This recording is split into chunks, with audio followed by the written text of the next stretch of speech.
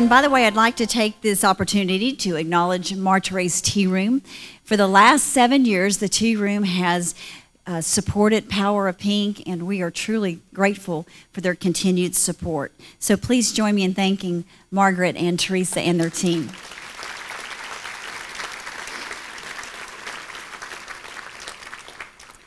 And on behalf of CHI St. Luke's Health Memorial, I also extend my sincere appreciation to each of you today for making the difference in the lives of many local cancer patients.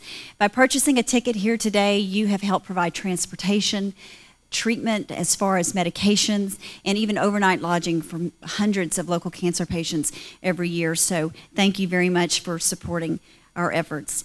You are also helping to fulfill the mission of a group of women who started Power of Pink following the death of their beloved friend, Jan Moore. Many of you know the story, but for those of you who don't, I'd just like to share briefly how Power of Pink began. Jan Moore was a beloved member of our community. In 1993, she passed away from breast cancer. Her death brought to life the importance of breast cancer education, knowing the signs and symptoms, and understanding the importance of annual mammograms and monthly self-routine exams. Talking about the significance of breast cancer awareness over a brown bag lunch in the Lufkin Hospital, Jan's friends created Power of Pink. Today, the luncheon has grown to a capacity crowd of 800 of men and women. And in Livingston, which we just celebrated this past Tuesday, this week, we had over 400 women for the 3rd annual Power of Pink luncheon there. So thank you very much for your continued support. At this time, I'd like to introduce the special women who made today possible. And they're going to be a little bit shy because they never want me to do this, but you know I'm going to do it. So I'd like to introduce you to those 4 special women who started Power of Pink and Jan's dear friends. Barbara Polk, would you please stand? Come on, Barbara. Tony Brown, Nancy Moore, and Miss Mary Martha Henderson. Thank you, ladies.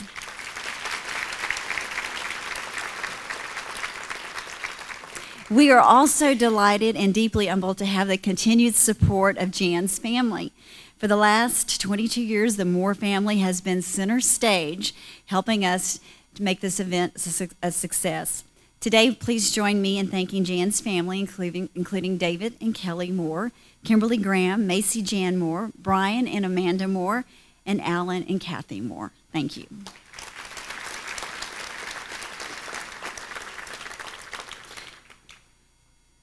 Did you know that more than 200,000 new cases of breast cancer will be diagnosed this year? And more than 40,000 women will actually die from breast cancer. These are very startling statistics and are very real to many of us in this room. Look around you. For the most part, you are all seated at tables of 8. 1 in every 8 women will be diagnosed with breast cancer. Unless you have been diagnosed, you probably think this will happen to someone else and not you. You have cancer. Those 3 words forever changed the life of one East Texas woman when she was diagnosed with breast cancer earlier this year. Devastation, fear, hopelessness consumed her immediate thoughts. But it wasn't long before this special woman knew she was in for the fight of her life, and that her attitude would be key to survival. She also knew she couldn't fight this battle alone. She needed someone to walk the journey with her. In this special video documentary, we introduce you to a Livingston native, Ms. Kathleen Riley, and her mother, her caregiver, Mary Riley.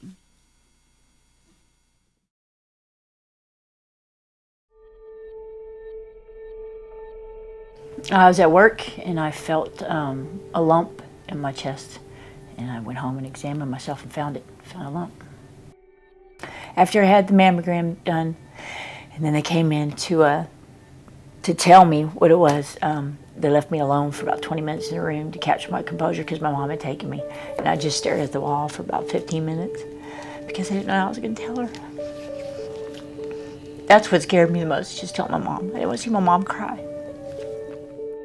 Well, I've had 3 surgeries. I had a partial mastectomy done. I've had 4 rounds of, they double your radiation, double your chemo in the beginning. So I've had 4 rounds of those, and I still got 12 left. I don't know, I try to make the most of every minute. Even if it's in the chemo room, I try to make the most of every minute. I keep myself busy, keep myself really busy. I can't be as active as I used to. I can't get in my kayak every day, but I do a lot of talking to God. He soothes me. I could not go through this without my mother. And she knows my moods. You know, she knows that on chemo day I don't talk. So she doesn't push me talking or anything. We just kind of go inside, ride in silence. And she knows, she keeps my mind off the moment, you know, because when she's around, I'm more worried about her than I'm worried about myself, you know. And, but it's just always good to know there's someone there, that if I can just reach out and grab my mom's hand.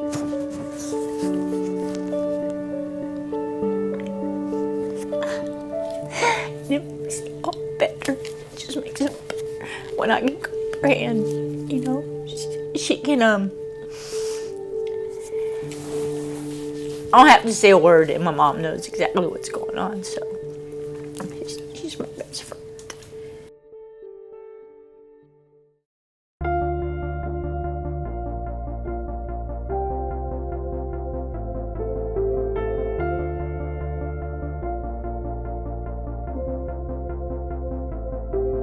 When life is cut too deep and left you hurting, the future you had hoped for is now burning, and the dreams you held so tight have lost their meaning, and you don't know if you'll ever find the healing.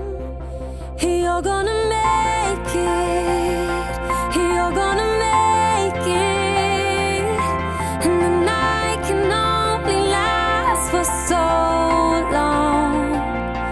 Whatever you're facing, if your heart is breaking, there's a promise for the ones who just hold on. Lift up your eyes and see, the sun is rising. The sun is rising.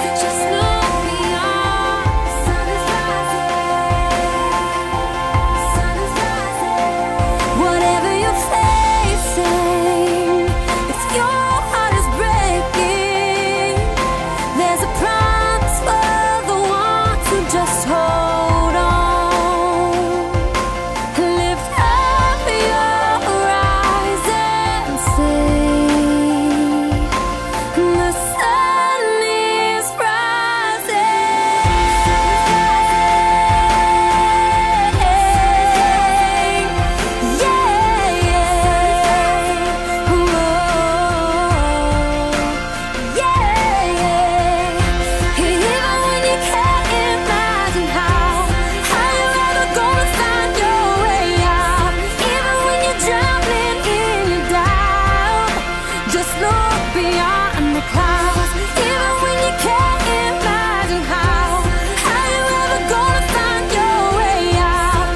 Even when you're drowning in your doubt, just look beyond the clouds. Yeah, today's a good day. Yeah, today's a good day. Going back to work. I work in a nursing home. I miss my grandma and grandpas. I miss them hugely. They were a big part of my life. Yeah, I want to go back to work. I want to kayak again, every day. I want to be able to push mow my yard like I used to. I can't do that right now. Yeah, just little stuff like that. You know, I love my mom. My mom's my everything. She's everything to me.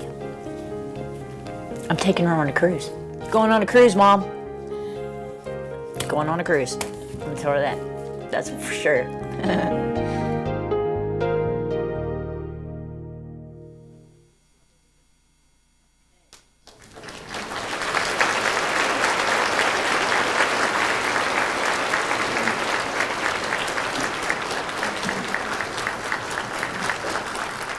Please welcome Ms. Kathleen Riley.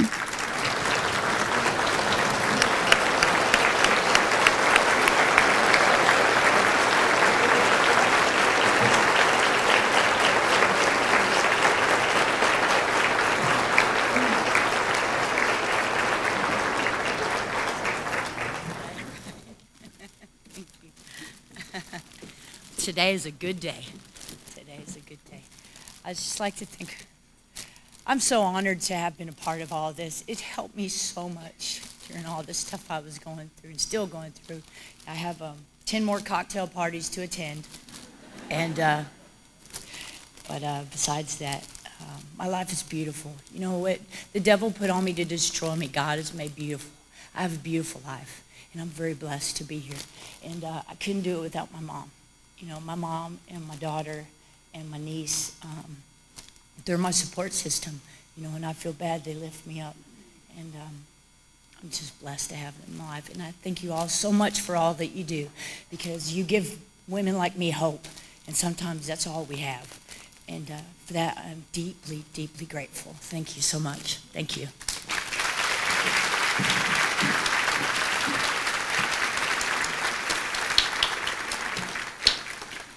Well, I'm going to leave Kathleen up here for a few more minutes, but as you know, cancer care can be complex.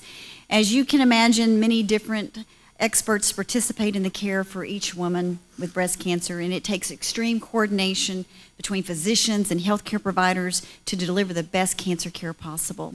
So with a multidisciplinary team approach, physicians make it a point to coordinate and communicate and to make sure we're making the best decisions for a patient's overall treatment plan. So I'm going to introduce you to a few of the members of Kat's treatment team. So if you would please come on up. First of all, Mary Riley, her mom.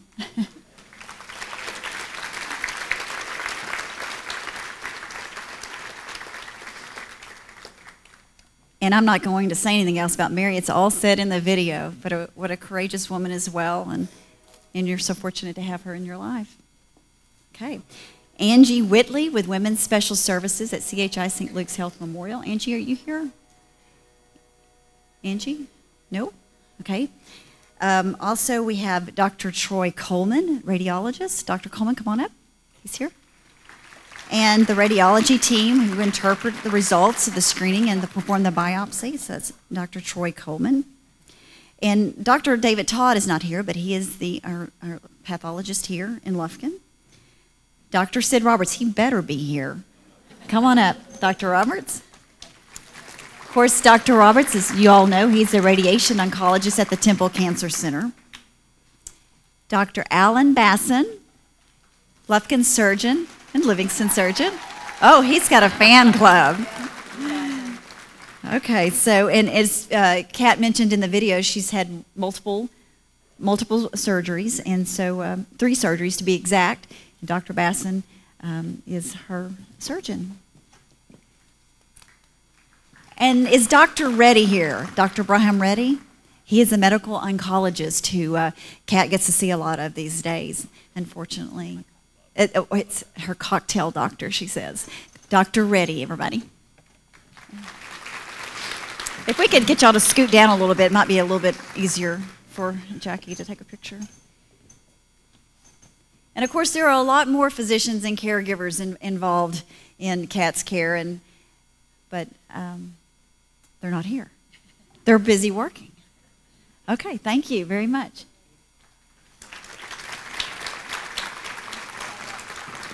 Dr. Roberts, you just don't need to leave. I am now going to turn over the podium to the person we always affectionately refer to these days as Mr. Power of Pink. Who, you ask? That is Dr. Sid Roberts. Please welcome your MC.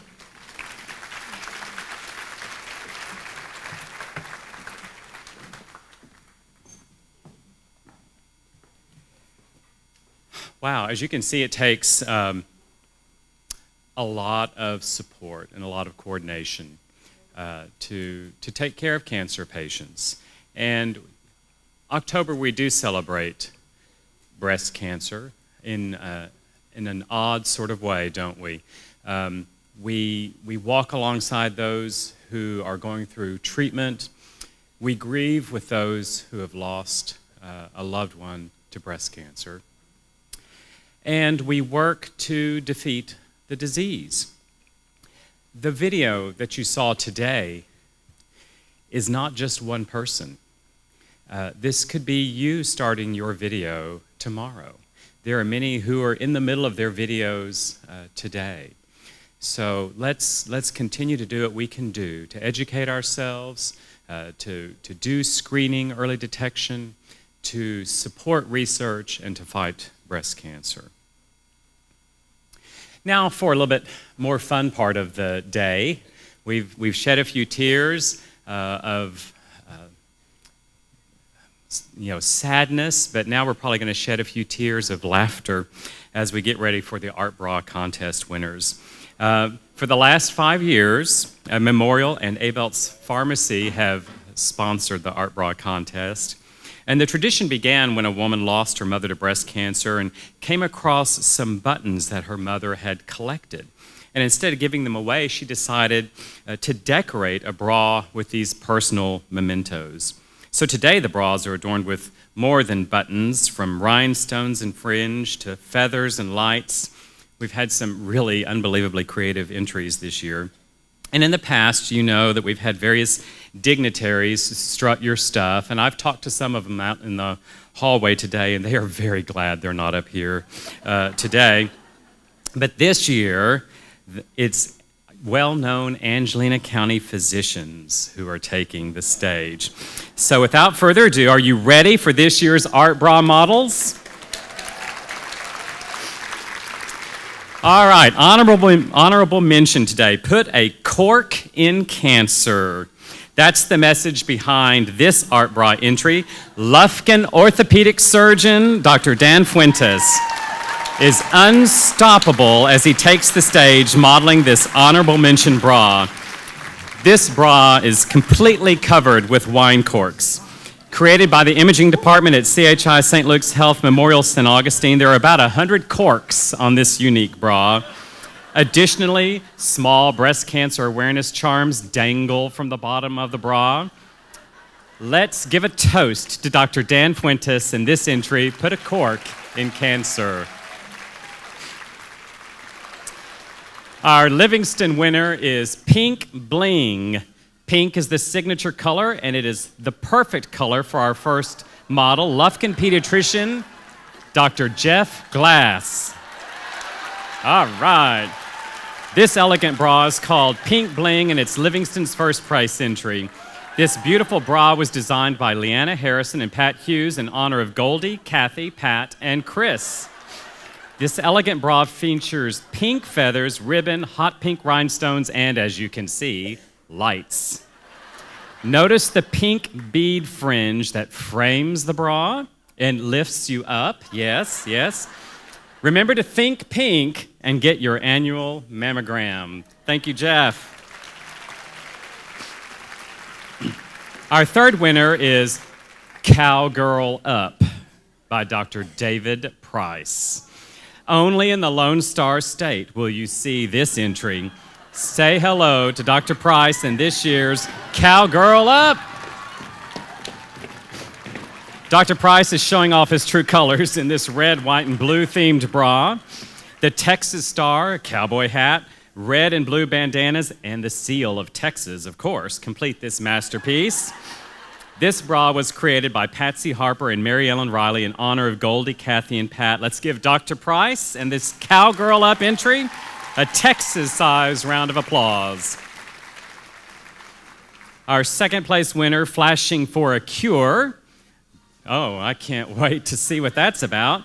Dr. Troy Coleman is shedding light on the importance of getting routine mammograms in this bra designed by Hospice in the Pines.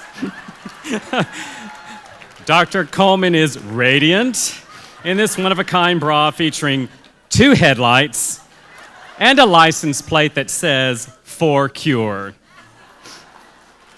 All right, are you ready for our first place winner? Get ready. Breast Commander, Dr. Hunt Huber. The first place winner has gone to the birds. Don't be a quack, Jack. Check them from the front to the back, Jack. Mr. Outdoorsman himself, Dr. Huber, from Angeline Internal Medicine. This crafty bra features the likes of Uncle Si. Long, majestic beards, duck heads, feathers, and of course, the duck call. This first place entry was designed by Carla Stone, Paige Terry, Becky Eldridge, April Frensley, Janet Williams, Jackie Kendrick, and Terry Mayberry at Heart to Heart Hospice in memory of all women who have battled or battle breast cancer. Thank you, Dr. Huber. The People's Choice Award this year was Don't Monkey Around, Get a Mammogram. The people have spoken, and thanks to your online votes, this year's People's Choice Award goes to Quit Monkeying Around and Get a Mammogram, modeled by Dr. David Bailey. He's showing off his wild side as he struts his stuff in this one-of-a-kind creation. Dr. Bailey's bra features a large monkey eating a banana, English ivy, and butterflies. Go figure. This bra was designed by Sherry Hill. Thank you, David. Now, if all the models would come back out for one final round of applause and a few photographs. Let's thank our physicians for doing what they do every day, which is not modeling bras. Come on, guys. Come on back up.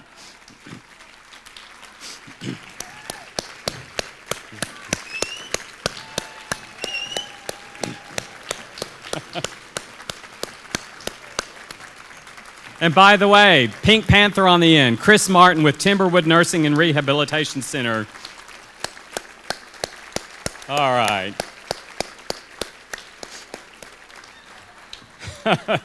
Thank you so much, guys. Appreciate it.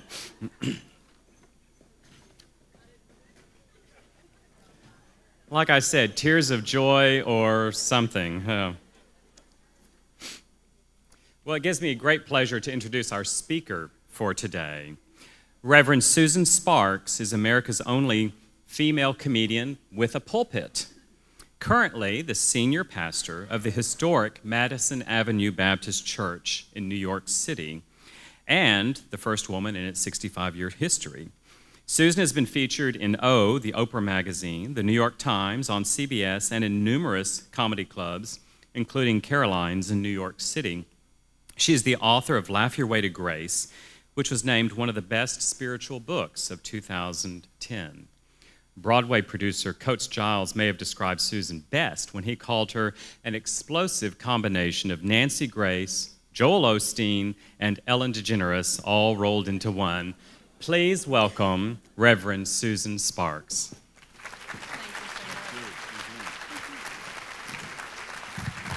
Hey, y'all. How's everybody doing? Oh, what a great crowd. Wow. We got to give one more round of applause for our bra models, right? Come on. Weren't they fantastic? I don't know. I love the headlights. That was great. But the Duck Dynasty, I got to own that. I need that. I got to have that. It's wonderful.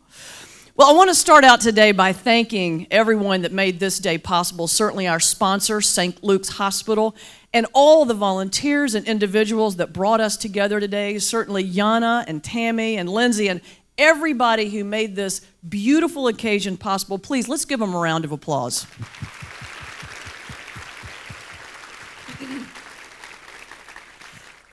And I also want to thank you guys, because look at this incredible audience of survivors and caregivers and medical professionals and family and friends and everything in between. What an incredible gathering of solidarity and support for this cause.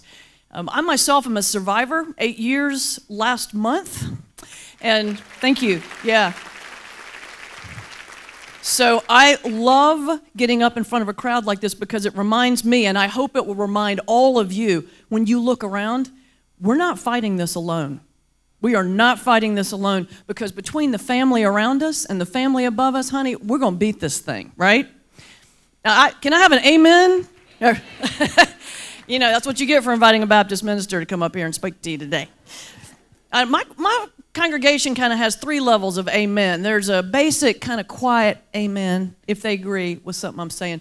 If I say something that really hits them, every once in a while I'll get a preach it, sister. And then there's my good friend Gary, who sits in the back and loves when the choir sings, get up and wave his hands and dance in the aisle. And when he gets fired up about something, he will jump in the aisle and go, that's what I'm talking about. So feel free, however you were moved, to respond. Obviously, I'm honored to be here today because of the cause, but I'll be honest with you guys, I'm thrilled to be here because this is a homecoming for me. You can tell from my accent, although I live in New York City, I'm not from New York City. Mountains of North Carolina, but I have spent a load of time in Texas, as you can tell by my pink-red boots up here. So this is like coming home for me, and I thank you for it. I must say I miss everything as a Southerner up north, and anybody that's traveled up there, you know it's so terribly different. Like just how people greet each other up north is different. You know, down south, we have to be polite, right? We have 5 very important parts that you got to hit for the greeting to make sure that you're being polite to your neighbor, right? You know what I'm talking about. Part number 1, you take a tiny little word and you make it a great big word. Hi! Right? Right? And then, number 2, we've got to throw in some random meaningless noises. Oh my gosh, oh! Just that's the way it's done. And then part 3, no matter what the person looks like, you tell them, they look great. Now, in case they don't believe you, then compliment a piece of their clothing. Ooh, I love your shirt. Ooh, your ribbon, fantastic. Most important, number 5, ask about a family member, right? So you reel it all together and you get, hi, oh my God, you look great. Look at your cute shoes. How's your mama? Am I right? I mean, this is what we do, right? Because we're polite. Right? Amen? Oh, I miss it. I mean, even just going to the grocery store is different up there. People in New York, they go to these fancy sounding grocery stores with names like Zabar's. And you hear people say things like, can I serve white truffle chev with quail? Well, honey, you don't hear that where I grew up.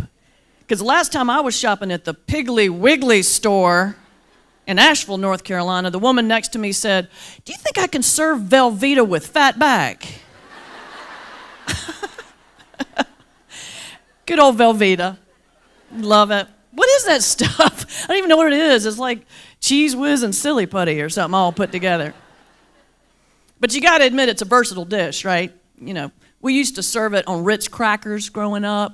You know, you melt it with the, what's it called, Rotel tomatoes, you know, make the nacho dip. We would caulk the tub with it. It's good stuff. Yeah. You know, I even miss just the little phrases we have down here, because one of the things I love about being a Southerner is you can say anything you want about anybody you want as long as you end the phrase with, say it with me, bless your hearts. Oh, I've missed that. So as you can tell, I am happy to be here, happy to be a part of this incredible event, but very happy also because it's a homecoming for me.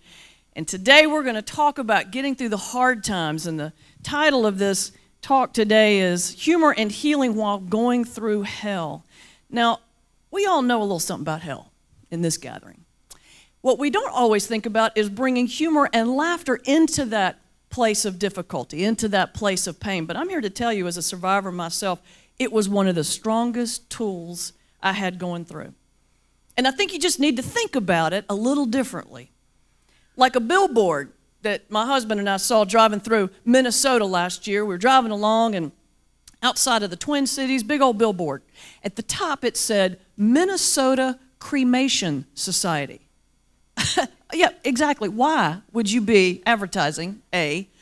Underneath it, an image of a casket, and under that it said, think outside the box. A+ for advertising. But that's what I hope we can do today together, is just think a little bit outside the box. Talk about humor and healing in a place of pain.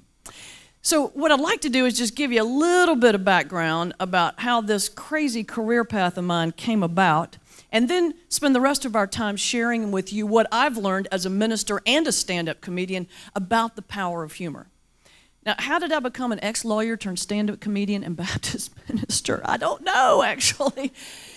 I was a lawyer for 10 years, long time, and I knew for the last couple of years I was feeling a call to the ministry. It was either that or indigestion. I don't know. It was that unsettled feeling. Maybe some of you have felt this before. You're getting tugged in a certain direction, but you can't see how it's going to manifest. It's like the classic leap of faith. You got to jump, but you can't see the other side. Mine didn't make sense in my mind for two reasons. One is I was a woman, and I grew up in a tradition that didn't ordain women. Bless their hearts. And I was a comedian at the time. And, you know, I have to tell you, my folk, at least my experience in growing up Baptist in North Carolina, they weren't funny folk, okay? They were Puritans. You know, that's Baptists come out of Puritan roots. Y'all know about Puritanism, right? The haunting fear that somewhere, somehow, someone is happy. My folks hated everything. Laughter, joy. Oh, and Baptists, at least my experience, hate sex. You know the Joel joke, right? The reason Baptists hate sex? Because it might lead to dancing. Be careful about that. So I clearly had a couple of obstacles in my way, and I wasn't sure what to do, and I finally just decided I was going to just leave the practice out of faith, if nothing else, and take a little road trip, take a year off and figure out what was going on. So I literally put everything I owned in storage, got on a plane, got on British Air, and ended up in Calcutta, India. And I worked for Mother Teresa for 2 months. And I'll tell you this quick story because it's one of the two turning points that changed everything. I worked for her orphanage. Name was Shesha Bhavan. And I remember the first day when I walked in and I came to the threshold, and I just froze, because the images were so jarring in front of me. There were 2 and 3 kids in the crib. Some were tied to the crib, but not out of abuse. It was because they didn't have enough folks to watch these kids. They were literally just having to pull off the streets. So I took a deep breath, I walked in, and I felt a little tug at my leg, and I looked down, and there was this little girl, maybe 5 or 6 years old, and I didn't know what else to do, so I just plopped down on the floor. She crawled in my lap, and one of the nuns came over and said, "This is Anna, and she's been blind and deaf since birth, but she loves to feel the vibrations of laughter." And I just started laughing because I was so shocked at that comment, and as soon as I laughed, Anna put her head right here, felt that laughter, felt that vibration in my chest, and then just burst out laughing herself. And then I laughed, then she put her head back here, she would laugh, and we went back and forth like that. Seemed like all afternoon. And it was in that moment I realized, oh, right. This is humor in the sacred rite made manifest in front of me. Because here's this little tiny girl with, at least by Western standards, nothing. No home, no family, probably very little life expectancy, yet she just exuded joy. It's like God dropped a neon sign and says, you and your humor need to go back to seminary and make this happen. Susan will be signing books after the luncheon and is going to donate 20% of all proceeds to our cancer fund at the Temple Cancer Center. So meet her outside and tell her thank you and buy a book. Remember, Christmas is around the corner, so that's good. It's time for our raffles. We're going to go through these fairly quickly. Lindsay is up here. We've first been recognizing our wonderful sponsors throughout the event, but again, I want to take a moment to thank Brookshire Brothers, the table down here, Sally Alvis, your crew for sponsoring today's event. It was fantastic. And also the main event, who is our other sponsor as well. And I don't know if Todd Strassner is here or not, but let's give a round of applause to those two again.